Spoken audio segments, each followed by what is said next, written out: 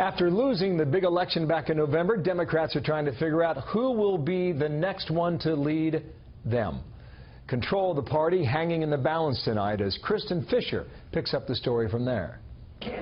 How bad is it to be a Democrat at the start of the Trump administration? The head of the party in South Carolina explained it like this.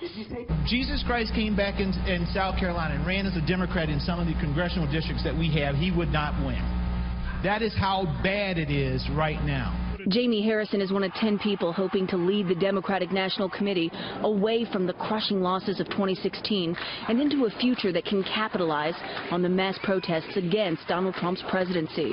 At a forum Saturday in Detroit, the candidates provided postmortems for why Democrats lost in November and what they would do different as chair of the DNC. If we had made more house calls and persuasion in Michigan, in Ohio, in Wisconsin, in Pennsylvania, we would have won these elections. We ignored the basics. We start with the idea that the Democratic Party is the party that fights for working people all the time and never lets up. Minnesota Congressman Keith Ellison and former Labor Secretary Tom Perez have emerged as the two frontrunners in a race where battle lines have lingered since the presidential primaries. On one side, the establishment, represented by Secretary Hillary Clinton and Vice President Joe Biden, who just endorsed his fellow member of the Obama administration. On the other side, the progressive wing of the party, made popular by Senators Bernie Sanders and Elizabeth Warren, who back Ellison.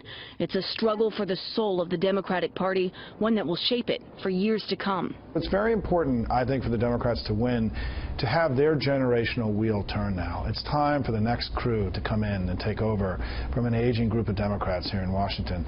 It's how the Republicans have done it. Now, one candidate has already been removed from the race. Vincent Tolliver was kicked out for suggesting that Ellison should be disqualified because he's a Muslim, the first Muslim ever elected to Congress. So the race has already gotten ugly, and it could get worse because the final vote is still almost 3 weeks away. Bill? Wow, something to watch again. Kristin, thank you in Washington tonight.